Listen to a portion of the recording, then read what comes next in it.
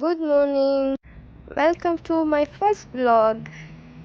ನಾವೆಷ್ಟೇ ಬೇಗ ಎದ್ರು ರೆಡಿಯಾಗಿ ಹೊರಗಡೆ ಹೋಗೋಷ್ಟೊತ್ತಿಗೆ ಅಫ್ಕೋರ್ಸ್ ಲೇಟ್ ಆಗಿರುತ್ತೆ.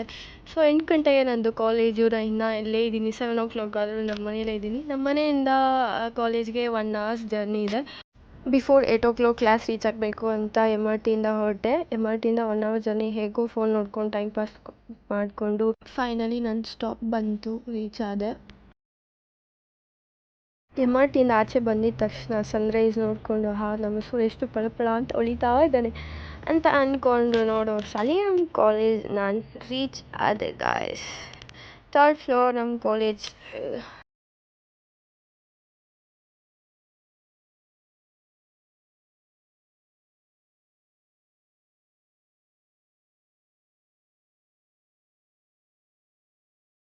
ಲೇಟ್ ಆಗಿದೆ ಅಂತ ಕಾಲೇಜ್ ಒಳಗೆ ಎಂಟ್ರಿ ಕೊಡ್ತಿದ್ರೆ ಸರ್ಪ್ರೈಸ್, ಅದೇ ಲೇಟಲ್ಲಿ ನನಗಿನ್ನ ಲೇಟು ಗಾಯ್ಸ್. ಇಲ್ಲಿ ಪ್ಲೀಸ್ ಮುಗಿಸ್ಕೊಂಡು ನನ್ನ ಫ್ರೆಂಡ್ಸ್ ಎಲ್ಲ ಡಿಸ್ಕಸ್ ಮಾಡಿ ನನ್ನ ಫ್ರೆಂಡ್ಸ್ನ ವೀಡಿಯೋಗೆ ಸ್ವಲ್ಪ ಪೋಸ್ಟ್ ಕೊಟ್ಟರು ಅಂದರೆ ಯಾರೂ ಕೂಡ ನನ್ನ ಮಾತನ್ನ ಕಿವಿಗೆ ಹಾಕ್ಕೊಳ್ಳಿಲ್ಲ. ಸೊ ಫೈನಲಿ ಕ್ಲಾಸ್ ಮುಗೀತು. ಆದರೂ ನಾವಿಲ್ಲ ಇಲ್ಲೇ ಇದ್ದೀವಿ. ನನ್ನಿಬ್ಬರು ಫ್ರೆಂಡ್ಸಿಗೆ ವರ್ಕ್ ಇರೋದ್ರಿಂದ ಅವರು ವರ್ಕಿಗೆ ಹೋದರು, ನಾನು ಮನೆಗೆ ಬಂದೆ. ಸೇಮ್ ಅದೇ MRT ನೋಡಿ ಗಾಯ್ಸ್ ಎಷ್ಟು ರಶ್ ಇದೆ. ಫೈನಲಿ ನಮ್ಮ MRT ರೀಚ್ ಆದೆ. Finally back to home. ಒಂಥರ ಖುಷಿ ಗಾಯ್ಸ್ ಮನೆಗೆ ಬರೋದು, ಬಿಕಾಸ್ ಬೆಳಗ್ಗೆನೇ ಎದ್ದು ಹೋಗಿರ್ತೀವಿ.